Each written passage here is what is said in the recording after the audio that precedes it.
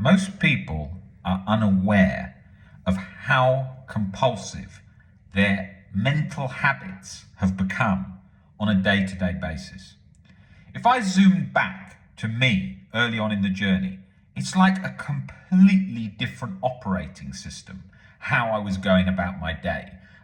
Every day, everything I was doing, every habit, anything, because there was so many things, so much mental work going on internally in my head. For example, right? It was like I was internally treading water at 100 miles an hour, 300 miles an hour, right?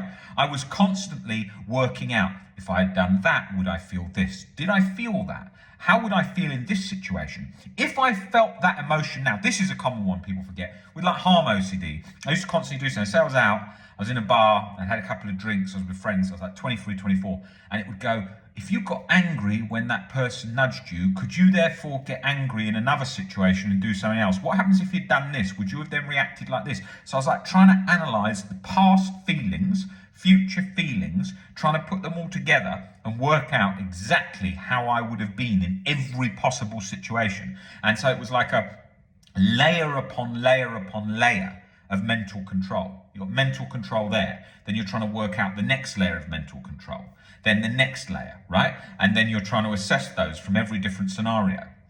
And that just becomes a constant analyzing, constant internal fighting, constant internal rejection, all of that, all the time. You're in a constant fight, a war in your head with everything you're doing. And that's why OCD sufferers tend to sort of look out on the world when they're stuck with like a glazed over look, like they're looking through sort of a misted glass on a shower door where they're sort of just there like, how you doing? Yeah, I'm all right, thanks. What have you been up to? Some things I've been up to, yeah. Like completely fused to that feared scenario. And that has got their whole hold of their nervous system 24/7. That's where all the normal sort of external observation of our environment and life around us has become an internal fixation, an internal focus on that specific fused state, that specific fear that can't be let go, that specific, this would be so unbearable if, this would be the worst case scenario if, right?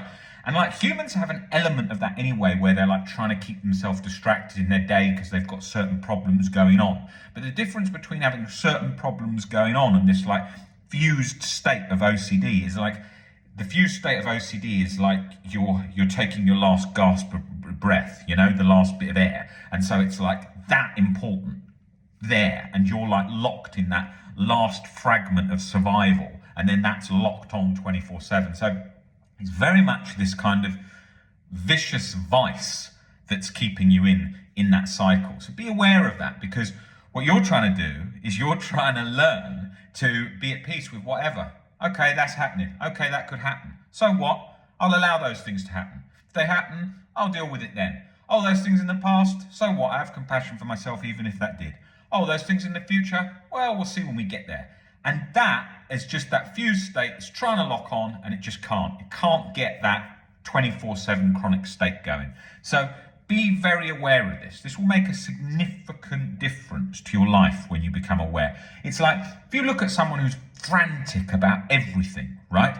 They're worried about everything. Like I pulled on this zipper earlier and the zipper broke, right? Somebody who's like fixated on how they look or something, they might go, oh my God, I just bought this shouldn't happen.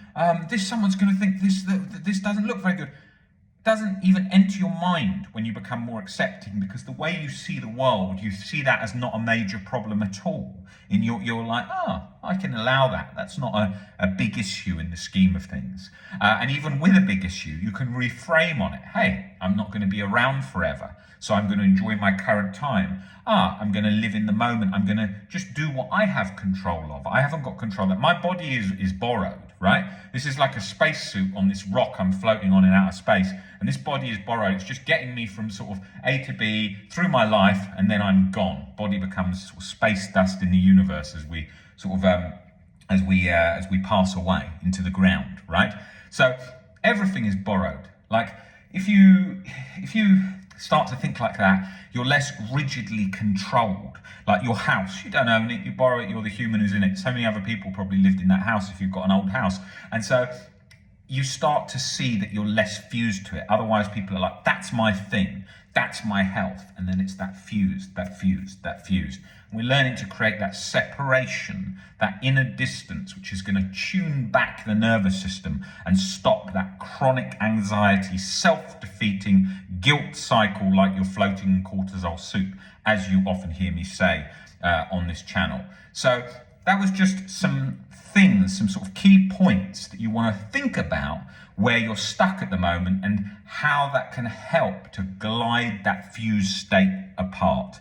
And we're here to help with that. If you want to have one-to-one sessions with any of the team who are absolutely looking at what's keeping you in that locked state so that they can, in the quickest time possible, break that down so that you can get back to a baseline state, default baseline state of calm instead of the chronic guilt and chronic anxiety state.